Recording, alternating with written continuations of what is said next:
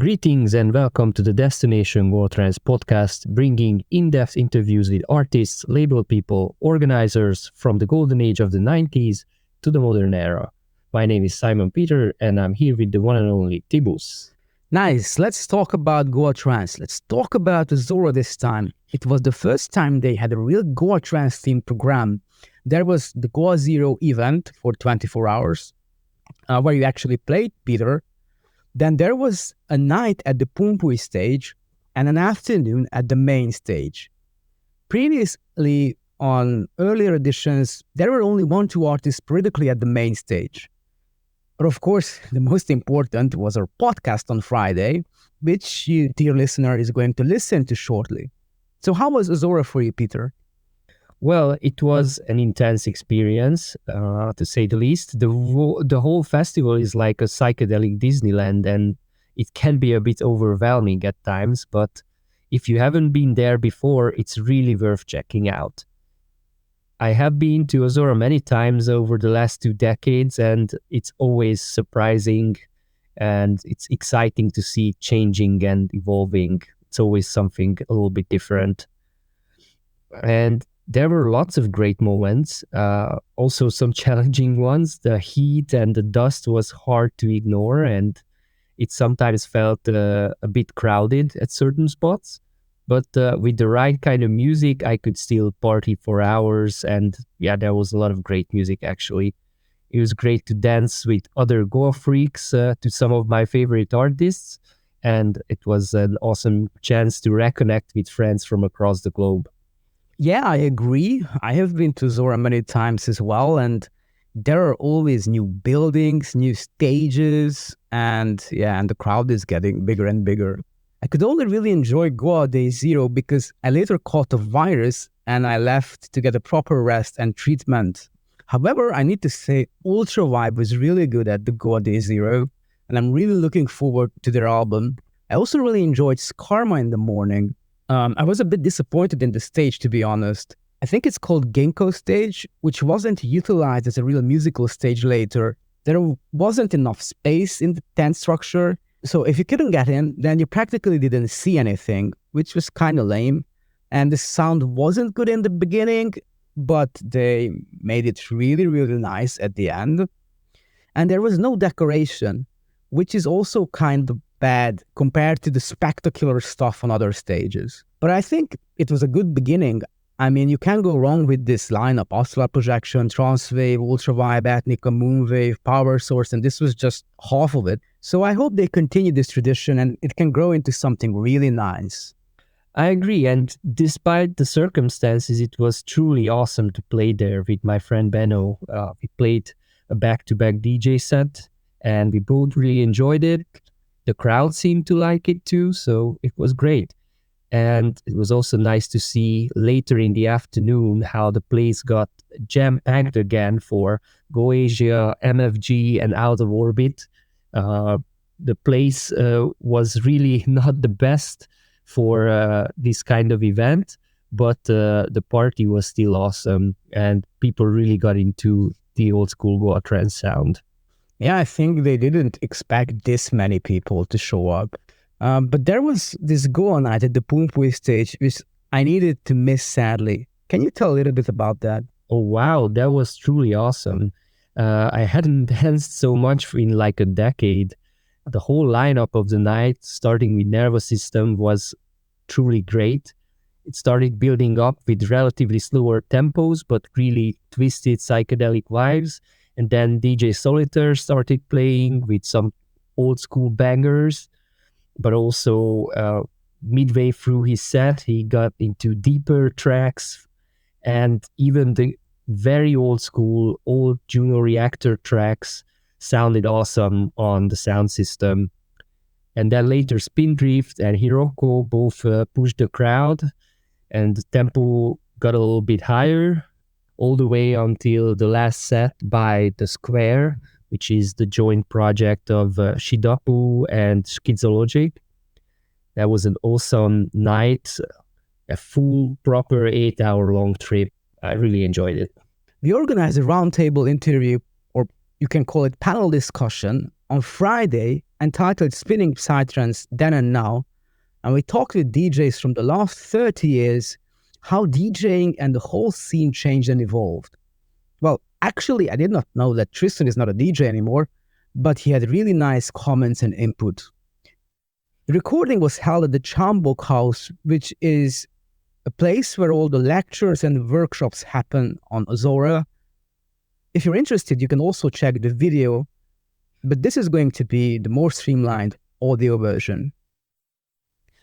So, hello and welcome to this live podcast recording entitled Spinning Psytrance Then and Now.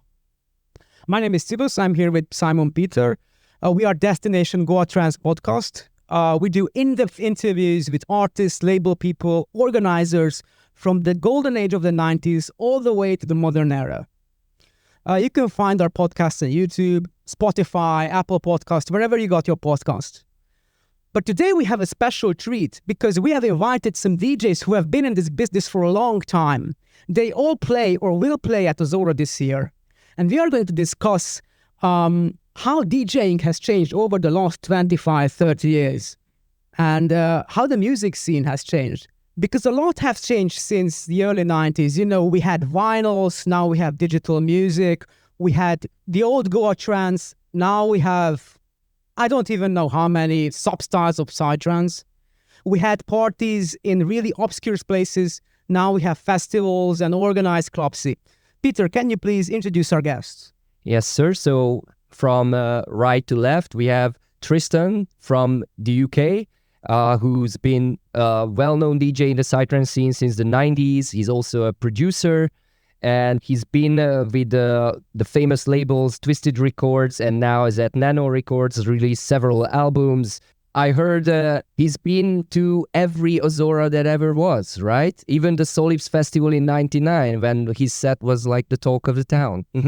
And then next we have Emok, who is co-founder of Iboga Records, and he's also been DJing since the 90s, also a producer in projects like Phony Orphans, for instance. And yeah, their label Iboga has released names like Ace Ventura, Liquid Soul, Perfect Stranger, so the who's who of progressive Psytrance, basically. And next we have Goa Jonas, who was raised in Goa, actually, and just a year older than me, but he has been living the dream at Goa, DJing as a teenager, and he's been collecting debts and doing DJing all around the world. He's also a festival organizer with the Taris Festival, and also with Proton Music. He's doing label releases, right? And he's been playing around the world. And then we have our DJ Oleg, representing the Hungarian scene, who is one of the founding fathers of our local scene, basically. And he's been active since the early 90s. He's been involved with the Ozora as well, but now he's the organizer of the Sun Festival in Hungary. As a first question, I would like to know, guys, why did you become a DJ? What was your main motivation? And the second part of this question is, do you remember your first party and your last, and what is the biggest difference between those? Hello, everyone. Thanks for coming. I know it's hard to leave the main dance floor, so appreciate it.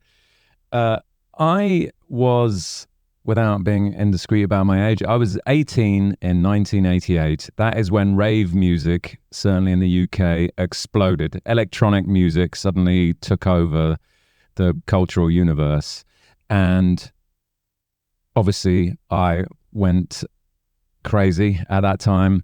Lots of LSD, lots of drugs, wild times. I remember the very first party I went to was when I was in Australia.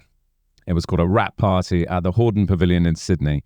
And like I said, the 303 synthesizer and the 909 808 kick drum had just kind of become a huge thing.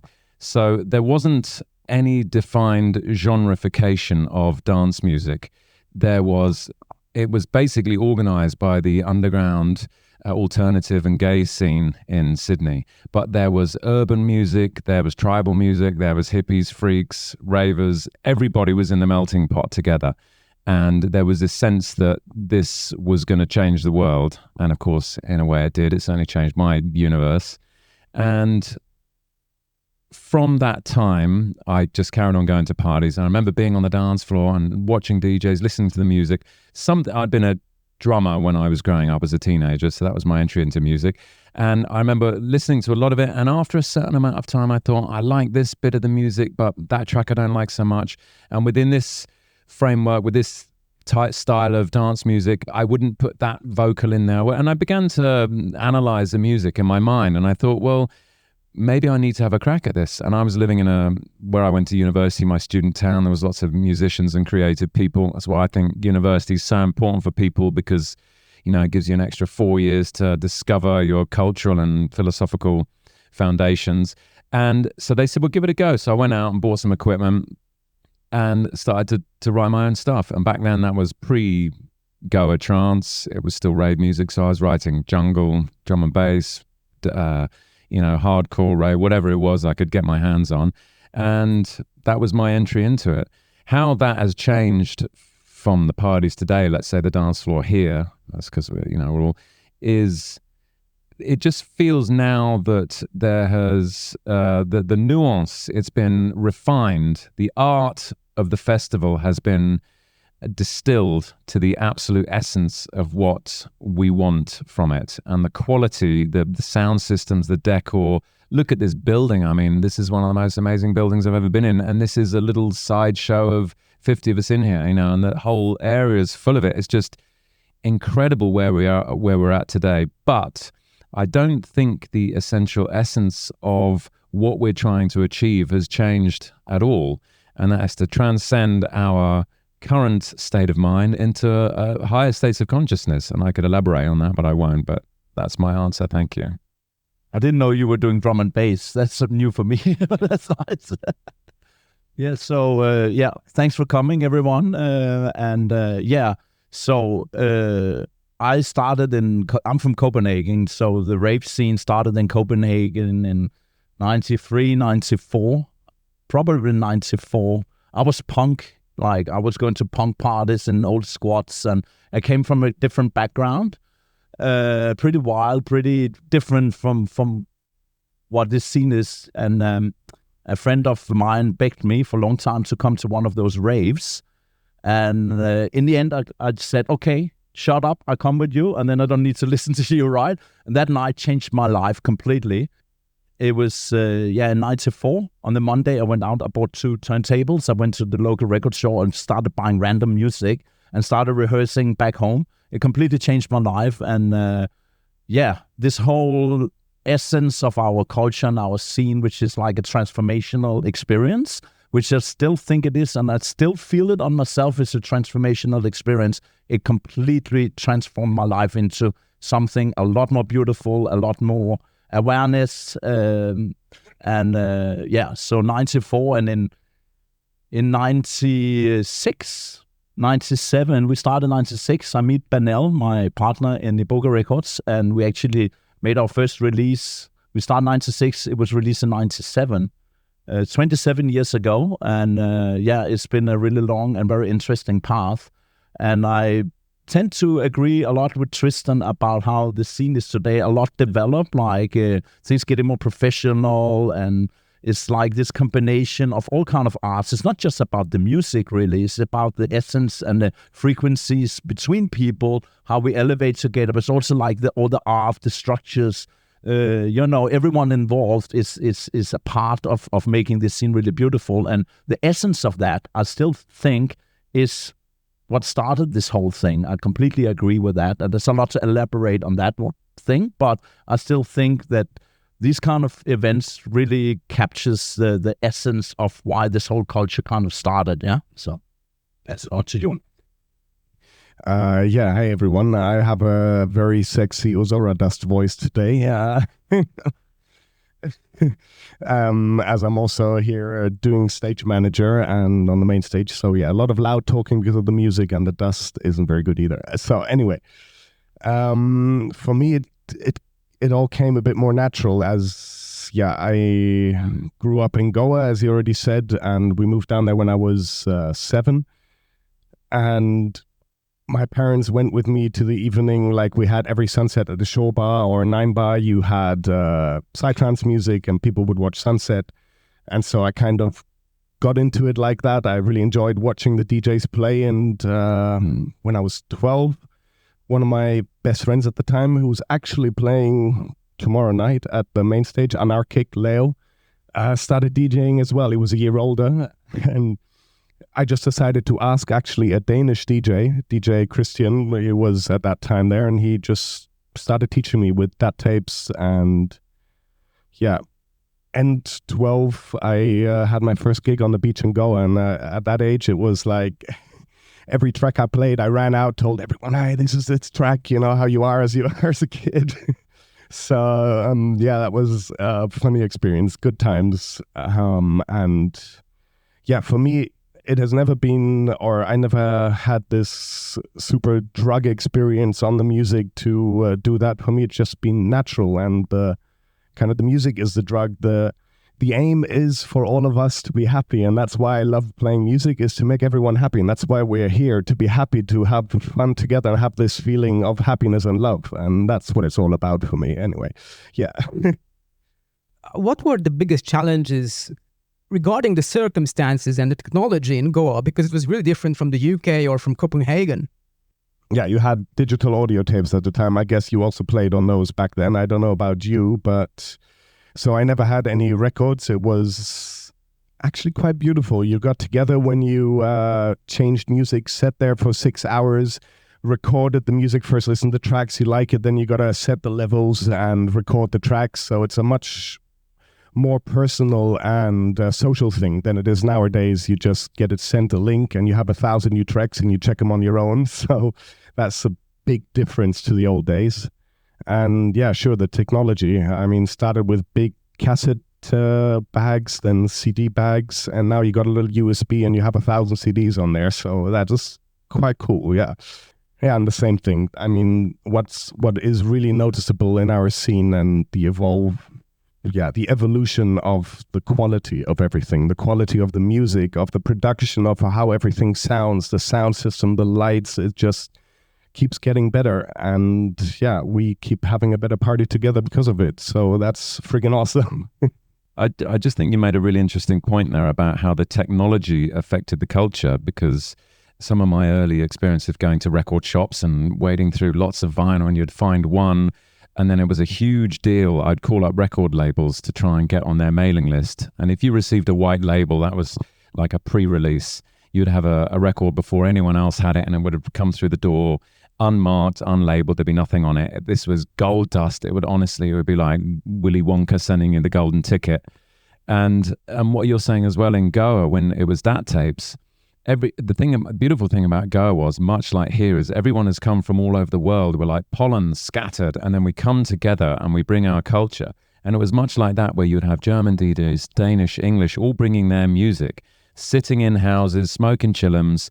There'd be a party pretty much every night, and you'd sit around and just trade music and communicate and get together. And so that part of the technology, those limitations of the technology, is what actually brought people together. And now, like you say, you can download it. There's there's very little connectivity. If you were a DJ and you had a connection to an artist and they were feeding you their Coxbox, sending in their new tunes or hallucinogen, whatever, I mean, that would just be like, because also I remember in Goa, there'd be 1 or 2 tunes of the season. There'd be like a hit or 2 of the season. I'm on fucking fire on Mars Needs Women. And people would be waiting all night, and one DJ would have that, Andre or whoever, have the secret weapons. And of course, when you do the trading, the other tunes that they would never give you, you had to. It was always a bit of a negotiation, a hustle. I remember when I got the Gamma Goblins for the first time. I was one of the first DJs to have it. It was like, yeah, really special. And I mean, that's still nowadays the case. A lot of artists are that kind to send us the stuff. And yeah, sure, in a way, technology has made us all connect more, but in another way, it's also made us connect less. But then we have these events where technology luckily doesn't work that well, and you don't have connection to the internet and whatever, and we all finally have time to connect with each other again. And now we should also let Oleg talk here, so please. Yeah, I was actually curious about, like, there was an obvious exchange between Goa and the Western world, so like UK artists sending their tracks over, or from Denmark, people were going to Goa, but Hungary was kind of an odd place to start the scene. And how did it happen? How did you get a hold of this music? That time it was not easy because we had no record shop to choose from the records. So I remember sending letters to UK labels, and I could arrange myself to be on the white label list for Transient Records. It was a big thing, and nobody had those records. In Hungary, it was much harder those times, but I was collecting music since I was a little child, because music touched me, and I started to collect audio cassettes. And in the school, I was the one who had all the music, so they chose me to do the disco, like the school disco. And then I got older, and I got also into punk music, new wave music. So at that time in the secondary school, we made dark wave disco. And then electronic music came, LSD came in my life. It changed me a lot. And I had a friend from Israel, and he was all the time bringing the tapes from Goa. So we started to make parties for ourselves out in the nature. We took LSD and we listened to all this music, Juno Reactor in the 90s, early 90s. And the first party we decided to make was 93, more than 30 years ago. And only a few people were there, and we played from audio tapes. So every time you had to find a track, you had to rewind the counter, push the counter to 0, and then to find the song you wanna play. And also that time we were hiding behind the decks. Like it was not important who's the DJ. The party was more important. And as Tristan said, like during the week, we came together. We were listening music, and it was very magical in the beginning. So the difference between then and now is huge. In Hungary, like after Iron Curtain fell, like the whole Western world just invaded this country with their musical and cultural input. And there were not really established clubs or anything or to go to. Or how did you find like venues to organize parties? What were the biggest challenges to start this scene basically in Hungary? Beginning, it was quite funny because we could get very special locations. Like there was a party in the Széchenyi Bath, or there was a party out in a viewpoint in Buda. So we could get very nice locations because that time nobody knew about party life, and nobody knew about acid. Nobody knew about nothing. So in the beginning it was quite easy. Those were like small parties, and then it became a little bit more commercial, like more parties. Now Hungary, despite being one of the smallest country in Europe, every weekend we have 3-4 parties with the biggest names, and I think it is something connected also with Ozora, that we have Ozora, and all the artists they love to come back here. So we are in a special position, I would say. What is the role of the DJ? Is it entertainment or there's more to it? What do you guys think? There's a lot more to that, but I mean, I do think the most important part is the music and what a DJ plays, because there's more than enough DJs that are not at all entertaining, but they play amazing music. So I do think that's very important. But I have also realized that it's also very important for the people on the dance floor to feel the vibes, to feel that you're also feeling the vibes, that you're having fun, that you're connecting with them. It pushes them to have also more fun if they see you're having fun. I think it's an energy exchange. And still also it will work with a DJ who is not moving at all and plays amazing music. But I do think that a little bit of vibe exchange and showing that you also have fun what you're doing is important. Yeah, and I agree with you. And also from that talk, we talked about like exchanging music, something physical, something unique from where we came with the DAT tapes and physical vinyls. I played a lot of vinyls. It's like it was just natural that you shared together privately, but you shared to the audience as well. You wanted to be connected to this culture.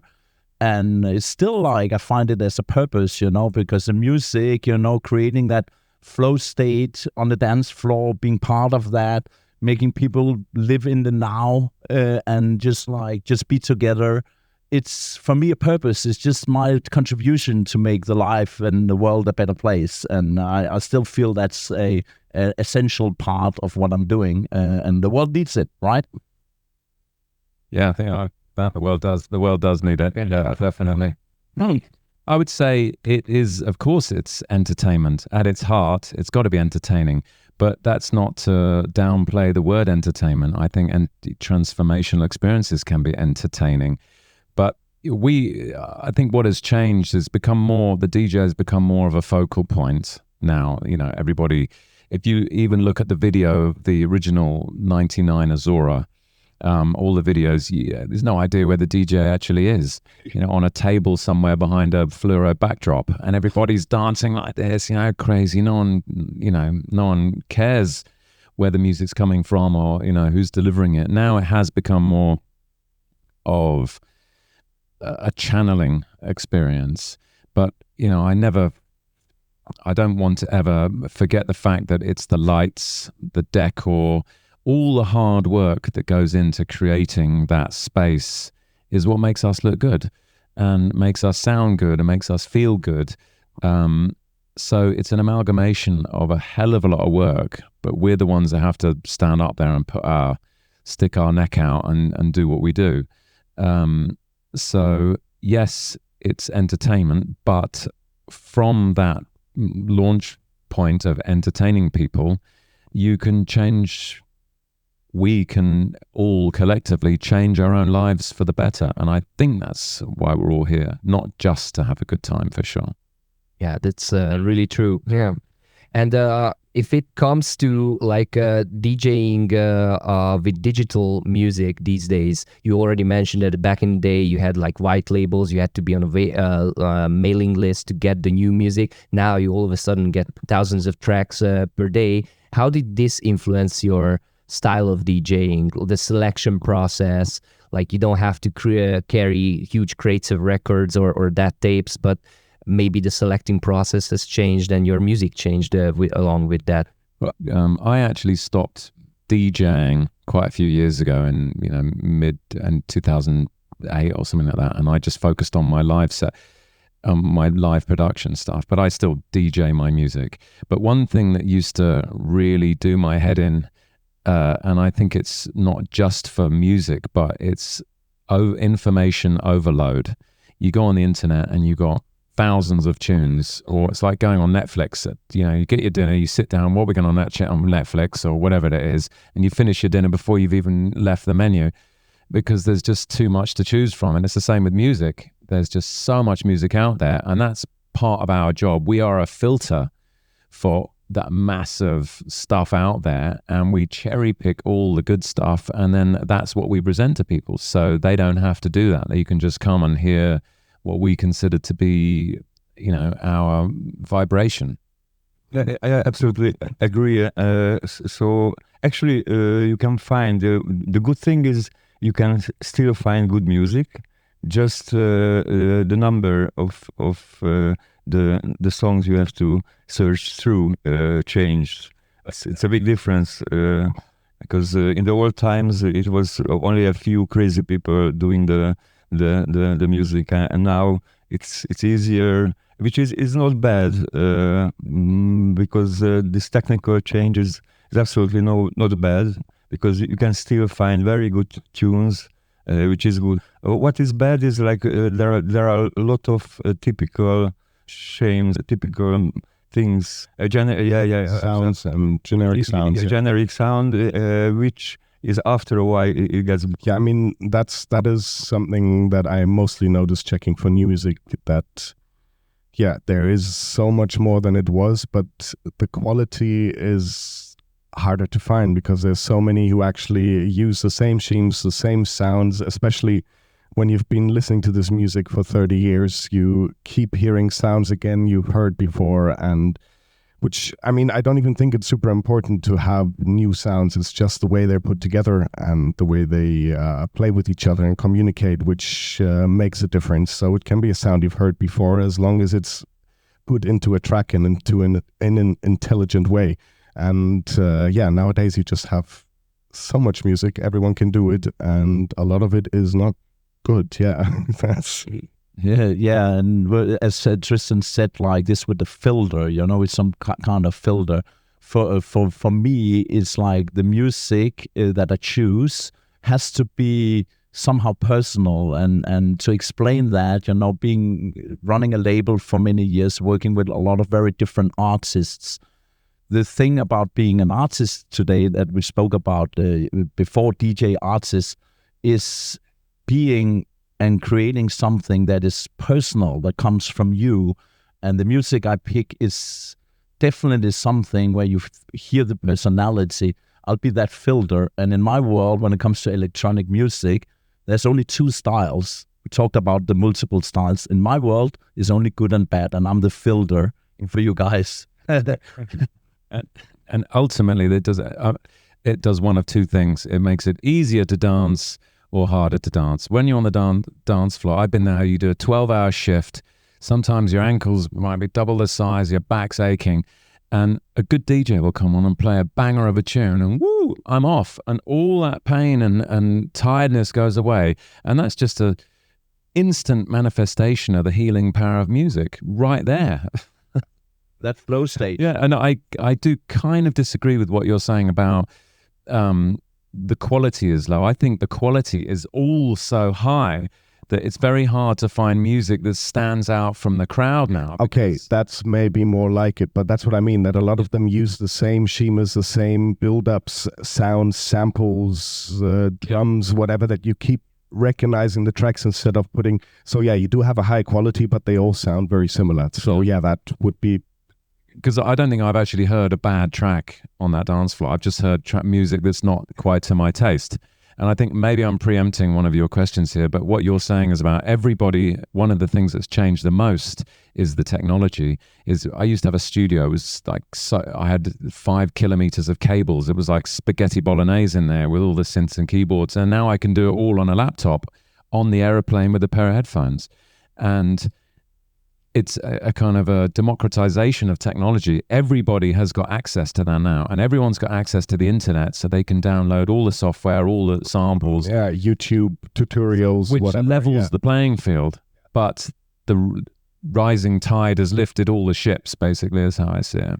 Yeah, it's true. In the old days, it was very hard to make music. I did it on an Atari in the old days, on a G4. It was like 32 megabyte RAM, and you had to keep saving the track or it would crash. Yeah. Yeah, and all that brings a bit to what I said before as well. If you out there and you're starting making music and you want to create something, it's easy just to get a laptop and start creating music, but make it personal. Don't try and say, I like this, I'm gonna make my music sound like this. If it comes from in here, then it will stand out. Exactly, well said. Connecting to that a bit, it's rare that nowadays DJ is not a producer. Why do you think that is? And Tristan, you said that you stopped DJing quite a while now. How did producing music shape your DJ set, and how did it affect your DJ set that you created music? So what was the connection there? When I produce music, I think it's like any artist. You have something in your mind that you want to create, and you have the tools or the colors in your palette that you have to create that. And the art form is to create or present to the external world that which you have in your mind. And what I wanted to create wasn't necessarily a sound. I didn't have something in my mind, but I just knew what I wanted the music to do to people. And that was to give them the experience that I'd had when I was on the dance floor on, several hundred mics of LSD or whatever. I don't need that now, but those transformational experiences that I had when I saw the light and I felt that connectedness and everything dissolved into one, and we had that and I had that universal sensation. Is I want to create that for other people, and I think that experience is a universal one across all cultures, across all time, and that's kind of one of the unique things about Psytrance. And like I said, I've experienced many other genres of music. I don't think many other genres are trying to achieve those states, but I am. So I was DJing because I was struggling to create enough music to do, and DJ sets were longer back in the days. 3 or 4 hours was an average set time. Now the 1 hour is a kind of quite a new phenomenon, which does break up the flow quite a lot. But to create 3 hours of music that does that transformational experience is hard work. So I would mix that up. And as my production got better, that allowed me to create more and more music. And eventually I managed to just drop away playing other people's music, because I found if I played someone else's music, it was very idiosyncratic, my own personal style. And if I played someone else's track, it would take that journey on a slight detour. So I don't know if anyone is aware here, but I suffered from quite serious tinnitus, ringing in my ears. And that's one thing that stopped me from DJing, because when you're DJing, you have one ear to the headphones and one to the monitor speaker, and you've got the track that you're mixing, the one that they can't hear is coming out of that, and the one that the dance floor is coming there. And you have to have the sound pretty loud, because you're in a very loud environment, and you do that at home, or you party 2-3 times a week and then go out the weekend and do it, it can really punish your ears. So that's one reason why I had to phase out my DJ career. So it was also, another reason that pushed me there.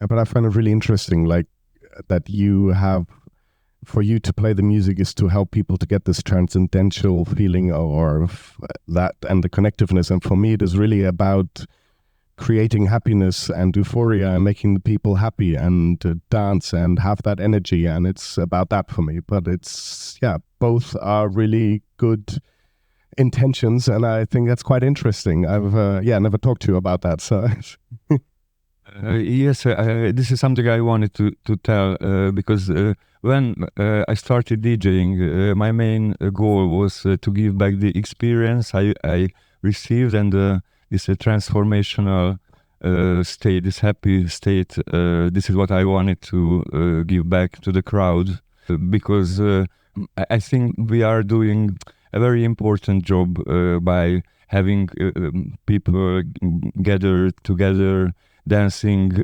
together. This is something which is missing from our society, and which is more ancient, or as ancient as humankind. If you see in Africa, people are dancing together.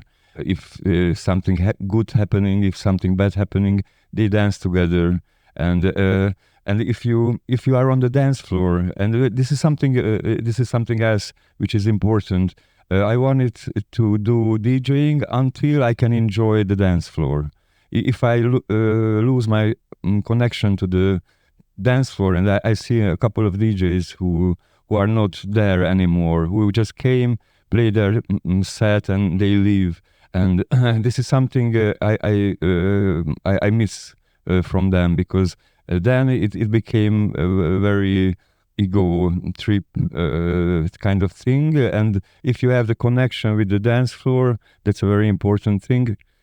Yep. Yeah, to stay humble, as you want to say. And my biggest inspiration, both for DJ sets and for producing music, comes from, also as Tristan said, being on all those dance floors for days and dancing, and just coming home with your head full, and all those, like, all this passion and all this love, and tapping into that inspiration is what I used all my life. Yeah, I guess it is like, because I just grew up with it, and for me it was from the childhood something normal, and it was part of my childhood and my life, so I have a different view to it than you guys, I guess. I don't know. There is a certain special kind of alchemy when you have music and dancing, loud music and dancing. What is it? I still can't, even after all these years of doing it, I just can't put my finger on why it's so amazing, why I love it, and why we all enjoy listening to repetitive beats over and over, ding, digga, ding, digga, ding, digga, ding, for 7 days, pulling these moves. and it feels so incredible. I mean, Absolutely, it's your answer. Yeah, and you mentioned that with technology, music creation got a little bit more democratized, so everyone with a laptop can create music. It also means there are a lot more producers nowadays, and along the same line. So as technology evolved, the sets also got shortened, as you said. Nowadays it's 1.5 or even 1 hour for a set, and it's mostly producers. Here, if you look at the Ozora lineup, it's most of the names are like live acts and very few DJs here and there in between. How do you think this has shaped the scene in recent years? Do you still, would you love to play longer sets, like 3 hours? Do you think it's missing? What is driving this change, and what's the impact on the scene? What do you think? I love long sets. I absolutely love them. It does depend on the environment and the crowd that you're playing to. But being able to take people and myself on a journey and have the freedom to dig deep and to go to places that you didn't think that you were going, because it's quite a thing when you're DJing and you're out there. And I might have, like, I'm playing tonight. All I want to do is figure out what my first track is going to be. I still haven't figured that out yet. I've got quite a few, and I'm like, oh God. I'm nervous until I can figure that out. And when I've got that first tune in the bag and you play it and you're off, you're good and you're going. And from there, you just feel it out. And so if you've got 1 hour, you don't have a great deal of time to meander and actually converse. So I think it has reduced the spontaneous nature of the journeys that we go on, because if you've got 1 hour, it's going to be all hits, all killer, no filler, and that's kind of what you get, those big crowd moments, which is great, and the people respond, and DJs get their YouTube, their Instagram moments and all that. But that's, people have to play that game, but that is not what it's about. So long sets, check, you get that from me. Yeah, I totally agree with Tristan. It's like, of course, the scene changed. Like back then, it's very common to play 3-4 hour sets. You go to raves, there would be 3 DJs. They would play 12 hours even, and that was it. And I personally love the really long sets, It takes me an hour, maybe more, to really, like, I feel like getting into the same stage as the dance floor. Like, I'm just like there and just floating with the music. And I think it's a shame breaking up like the whole event into 1 hour slots, because it's also about this, like okay, you want to create a big lineup with a lot of people, and it's based on selling a lot of tickets mostly. I think that's really wrong, because like being on a dance floor, having the music change every 1 hour, it breaks your frequency, it breaks the energy. Everyone stops every 1 hour clapping, and someone else comes on and play something maybe different. So the organizers have a very big responsibility in creating a lineup where the music is kind of connected. And I do have a funny moment. I was playing with Tristan not long ago, just after COVID, in Brazil on a big event. We're playing 1 hour, and I'm playing after him. I was fucking shitting my pants, Tristan stops in 148, and I'm more progressive guy, and I'm like, dude, what am I gonna do? The organizers put this together all wrong, but it takes a track or two and then forget about it. But you get what I mean, like that kind of thing also breaks the energy in the dance floor, and that should be the awareness, really, to keep that flow, and cutting it into small sets will just break that. And everyone here, I think, can agree on that. Yeah. Yeah, exactly. Absolutely. But I would like to say something to it as an organizer and someone who I do the bookings for a big festival. And there is also a lot of pressure because I know everyone knows me. They all want to play. I try and make it possible for everyone. And that also is how sometimes these long sets, I know not for most festivals, they do it to get the people and have as many names as possible.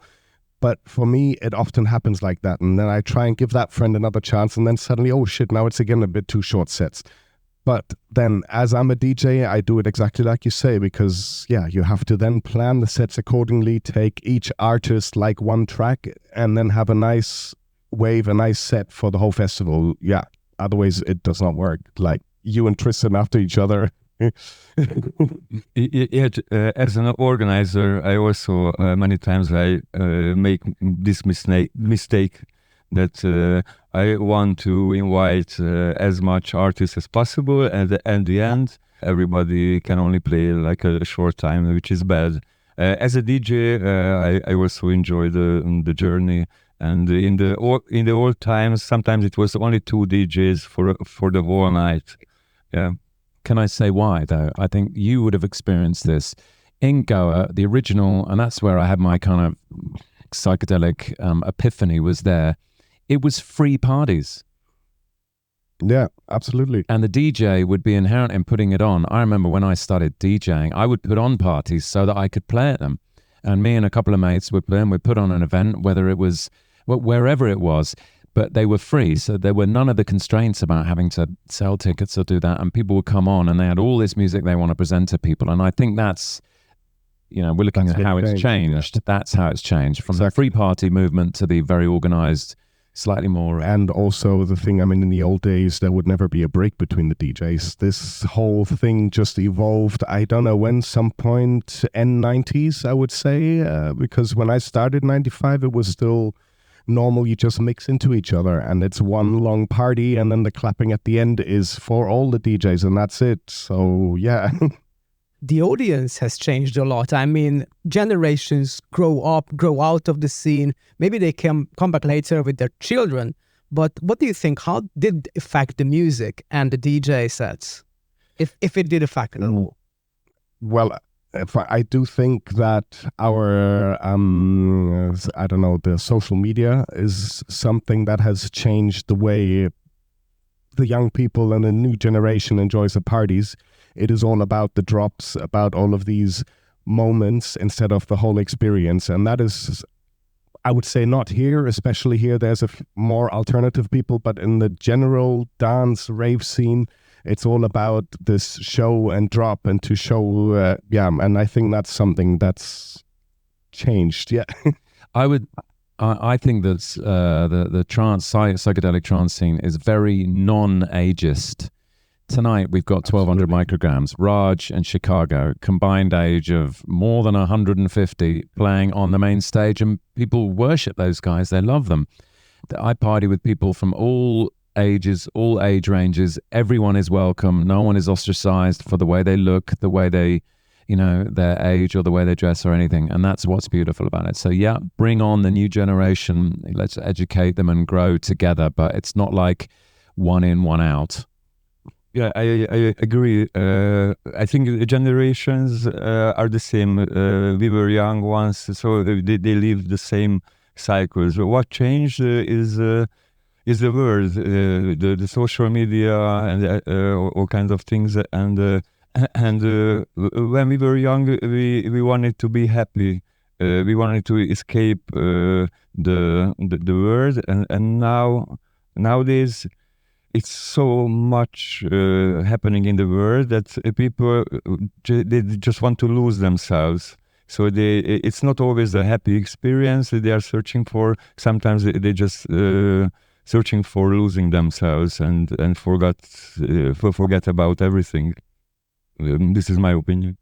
Yeah, and to that, again, it brings me back to that transformational experience, because yes, come there, lose yourself maybe for other reasons, but what this scene and this culture creates is actually a place for these people to be, and the music and the culture do transform. So this younger generation, they didn't come into this scene as we did in the early rave days when the whole thing started, like it's a different entrance, but I still do believe that our culture is creating the strongest thing we have is that transformational experience. This should be place for people coming with other intentions, losing themselves, maybe getting too high and something, but I do believe that 1 or 2 or 3 events for these kind of people change their life as well for the better. And this is what we do. And this is the important and the essence of our scene.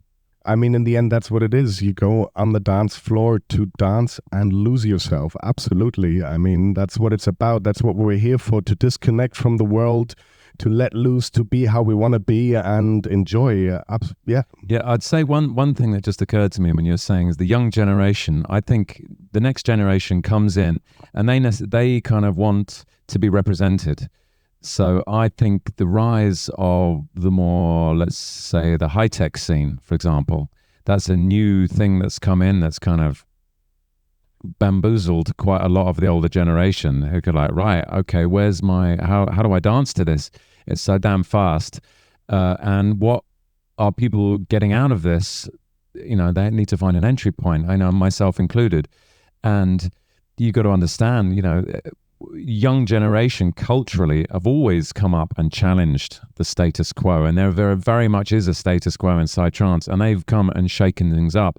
And what I like about that faster music is its attitude. It's got that punk mentality. It's saying, you know what, you guys have been doing this. We're gonna, you know, shake up the beehive.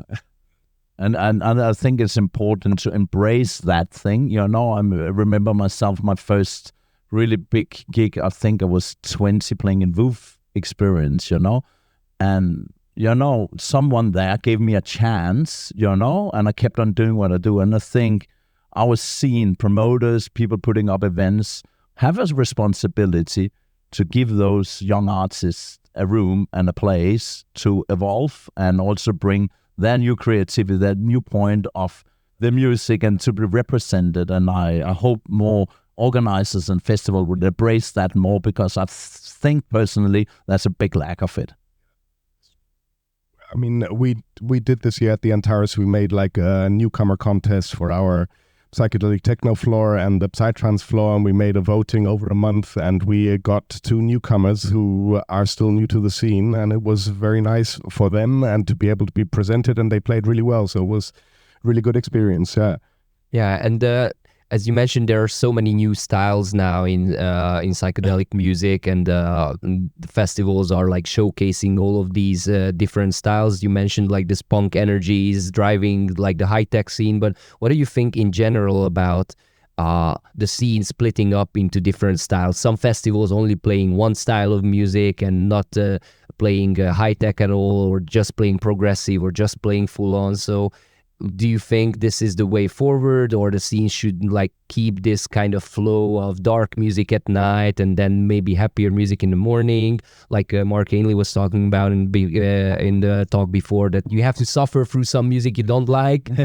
What do you think about that? But that's I have my personal view, like people putting up events should decide what they do for them. But for me, music is a wave, you know?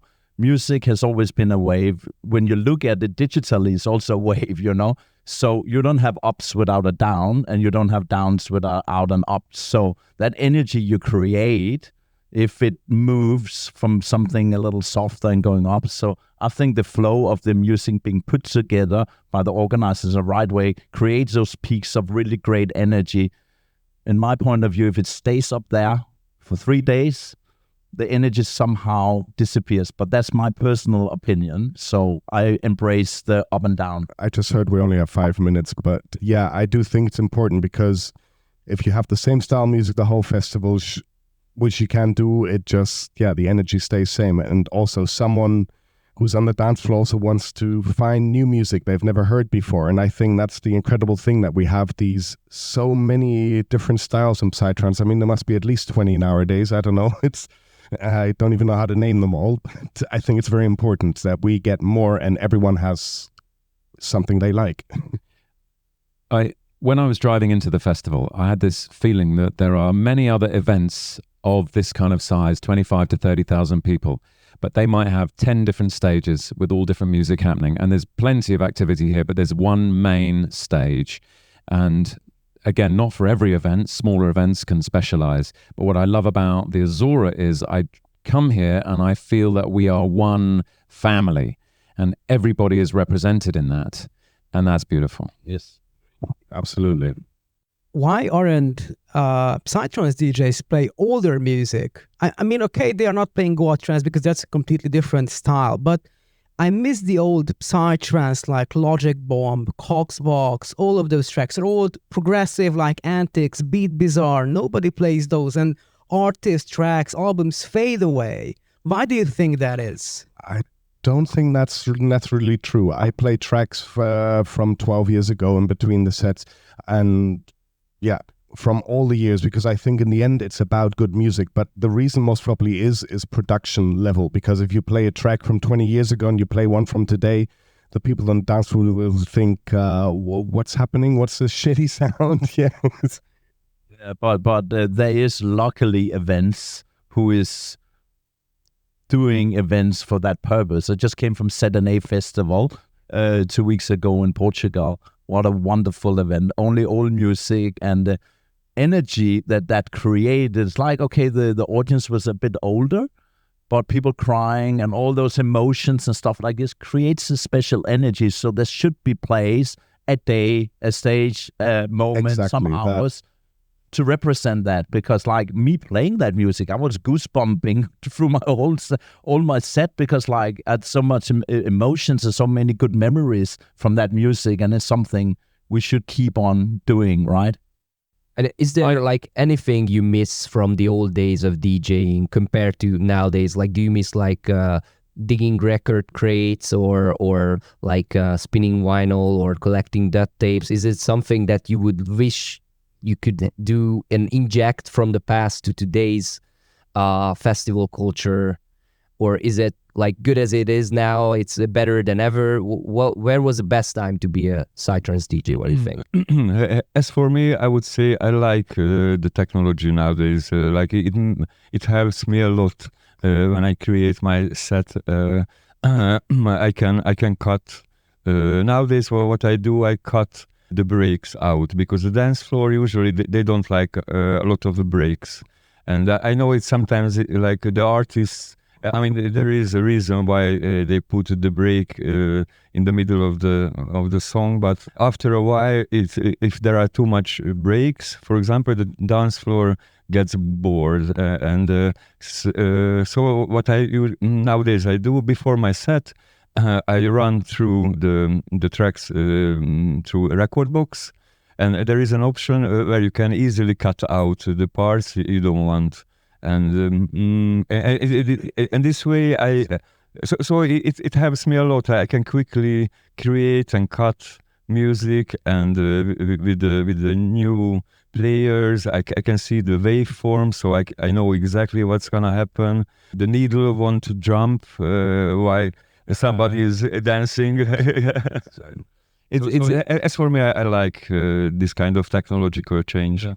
It's easy to harp back to the golden era, to the golden times, and think about that. But I think technology cuts both ways. But I think when it's used in the right way, we live in the greatest era, that I can remember for sure. I got one good story about it. In the Millennium, I was playing in Berlin on a party, and I was carrying my vinyl set, a heavy bag, and I saw the German DJs playing from the computer CDs, and I freaked out. Like, how is it possible? Like, I was collecting the records, and now they just came and play from computer CDs. A few years later, I had my CD case with the computer CDs. There is nothing bad in technological change. So one thing that I think and is beautiful, we're still releasing a lot of vinyls in Iboga. Even though I don't play the vinyls, I wish to do sometimes, but I'm happy not carrying it. But the personal connection to your music should also be something you can connect with and touch. And like, I'm still playing vinyls. I have a countryside house where I go, where I have a lot of vinyls. And when I'm with friends, it's something you physically do together. We go, I flip the vinyl, and the second one here, this is the one I really want to. So something physically, the physical connection to the music. I know like everything is in playlists and Spotify, digital, you can get everything. But I embrace that, and I like that the vinyls are still around, because for many people that personal physical connection to the music is essential. Yeah. I totally agree on that. And what I also miss are the long sets from the old days. And that was our Ozora interview. We hope you enjoyed it. And next time we will do an interview with an international Goa trance act which released a new album after a long hiatus. But it's going to be a surprise who that is. Thanks for listening, people. If you enjoyed the podcast, hit the like button and be sure to subscribe. If you have any ideas, questions, leave a comment or message us on Facebook.